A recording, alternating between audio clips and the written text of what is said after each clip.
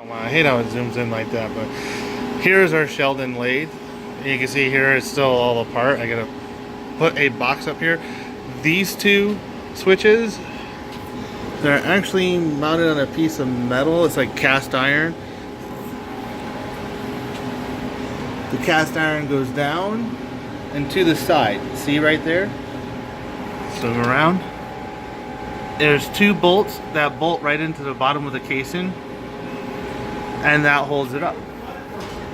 And can't really see it over here. See another shot from this side. You can see there's just a couple of bolts that bolt into it. Let me expand down again so you can see it again.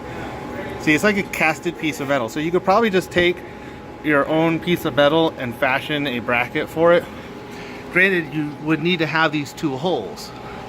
I don't know if those come standard on these Sheldon lathes, but maybe you can drill and tap two holes if you don't have them. Then there's a big hole there where the power wire goes down and into the casing, and it goes down to where the motor is. And there's the motor we have in this one. This one's a standard electric motor, and it's a DINABRAKE. There's a brake on there. I'm not sure if the brake even works.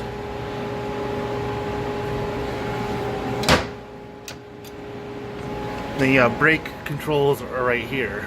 At least I think they are. Oh, take another couple shots here. We've been thinking about adding a new box to here, which of course would require some modding. Maybe put like a big box right on the side. That's a possibility. Put one big box across, but then, you know, I would just have to figure out what to do with the reverse switch, because that doesn't really fit into a box. I just don't like having a reverse switch that you can hit and then it turns on, because right now that's our on and off. I'd rather have an emergency stop button right here with like a start and stop. You hit start, stop, or start, stop, whichever way you want. Then you rest your hand on here, work your controls. Something goes wrong, bam, just hit the switch. Okay, over here, right here is the diagram for the motor. Well, a motor. So we have our high speed and low speed, star and delta. And this is how I wired it up. These T numbers aren't correct yet. I'm still working on this schematic. But here are all my motor wires. Over here is my power coming in. I plan on putting a overload, and then maybe a contactor, which will be controlled by your start-stop circuit. You can see this could go straight through for high speed, where it will, those go straight through, and then it will actually connect all these ones, T1, T2, and T3. That would be your high speed. T1, T2, and T3 are connected. And then when this is not on, these are all open. And you come down here, click on your low speed comes straight through. Yeah, so L1, L2, L3 goes straight to the motor. 4, 5, and 6 just hang there in limbo. Well, they don't hang there, they're on the terminal. And all that translates to this mumbo jumbo. There's a $25 switch that I bought off of Newegg. It's like a 30-pole switch. And this is really kind of weird. Like, you can make it a single pole double throw switch times 30.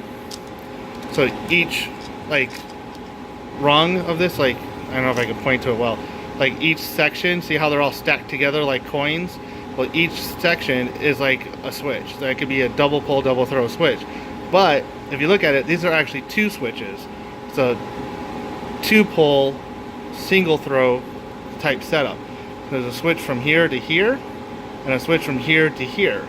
You make it into a double pole double throw by jumping the two bottoms together, or two tops, whichever way you want to do it. And you can see that going on. See, well, actually I don't do that anywhere on here. I just use this as like this group of switches on, or this group of switches on. And that correlates to this group of switches on, or this group of switches on. Hope that answers some of your questions. Again, while we're here, might as well like and subscribe to some of my videos. We'll pan down here, we'll get some close-ups of the nameplates.